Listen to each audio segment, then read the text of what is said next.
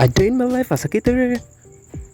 Busog permanente for today's video mga amigo. Og mega og karon wala man tay cater.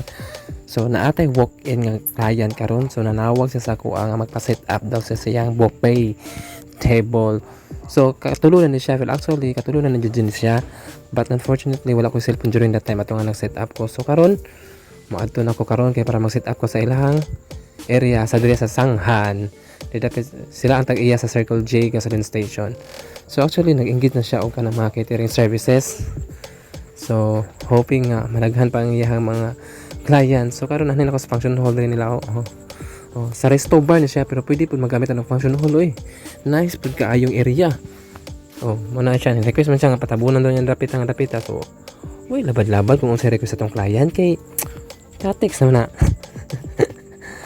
Kana karon ang inyong migo karon wala na mo nang kinahanglan jud nga daghan tay racket kay aron di maglakat atong matas balay permanente.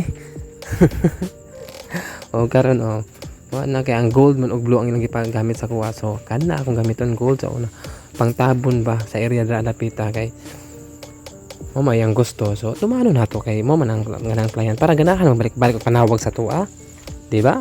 Ana ra na amigo kasayon.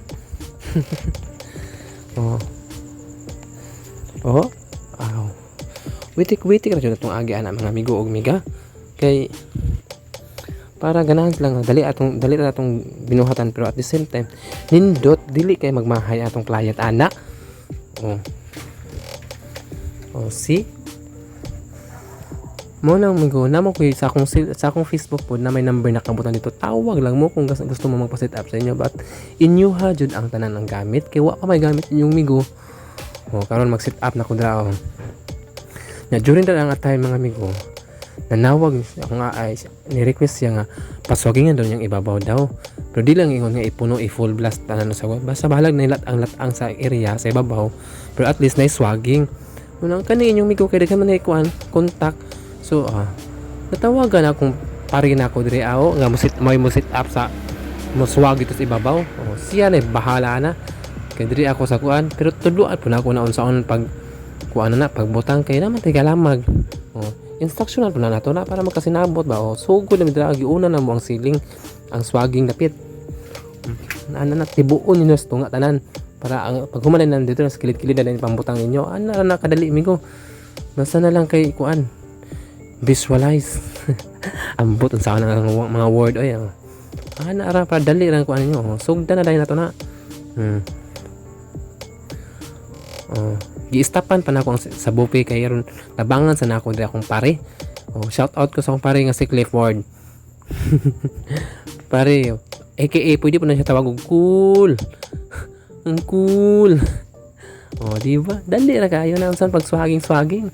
Magic ra kay na. Kaning yung migo kay na po na experience pag mag-swaging. Pero abi ninyo migo, lisod jud kaayo ang pag-swaging migo.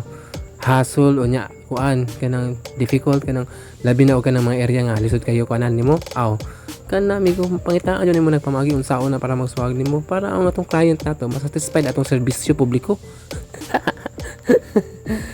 Di ba migo? Ra witik ra tagana og instruction sa pagbuhat unsaon pag-lock ra na migo dali ra kayo na ang inyong migo kay na experience na natin nakatunan pud ang pagswaging. Di ba? Balik ko sa akong area dito niya siya na i-continue din kita ra na kung saan pagkuan nata. Di siya na din bahala na makakat na sa ubanayan basta kay inyong migo diri pagwapuhon na ako niya akong skirte na ako kay para ganahan balik-balik og panawag sa tuwa.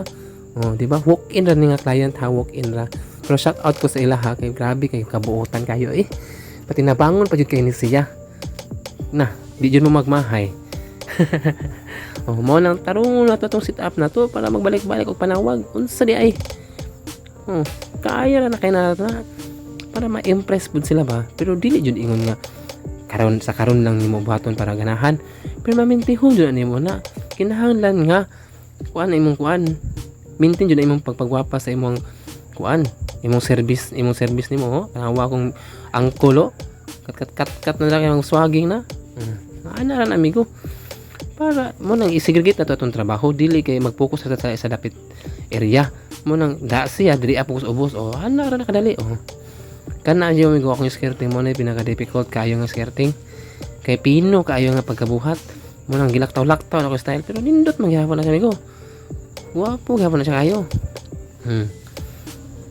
di ba migo tan-aw lang mo da migo ayaw na mo kuan ako bahala katos siya migo mo to akong amo nga grabe kabuutan unya way ka arte-arte mo trabaho mo dito siya mulihok mo sa iya hapon grabe kayo shout out ko kang Ma'am Kim Akimi Ma'am Akimi thank you so much Ma'am Akimi siya tag iya ato migo kana pong Circle G nga gasoline station diri sa Cabadbaran City murag tulo naman siguro na or duha diri basta kay ilaha na mga kuan na sila adin ako i-mention ng apelyido kay lisod pangitaon ng apelyido dahil amigo sugod ako sa akong centerpiece na dayon di ba amigo yung naana rang kuan basta kay magkugi lang ka makakita yung kag client jud di jud ka masiruhan na adyo na permanente naglisod mig kuan ra amigo kay pag script mo basa pa kayong sahog pero okay ra papangitaan na pamaagi ng inyong migo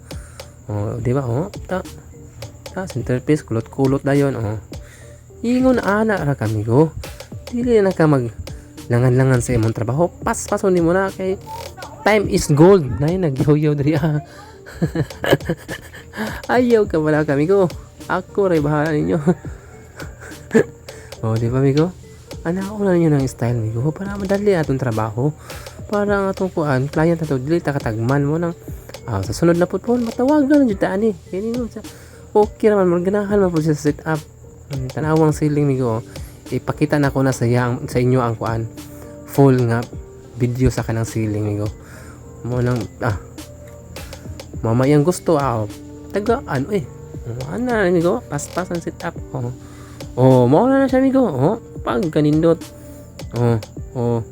shout out ko sa nakarin nga bayot apakaging thank you so much migo and that's the end for my videos so I hope you will enjoy mao na akong swag migo mao na siya alright thank you so much don't forget to follow like and share bye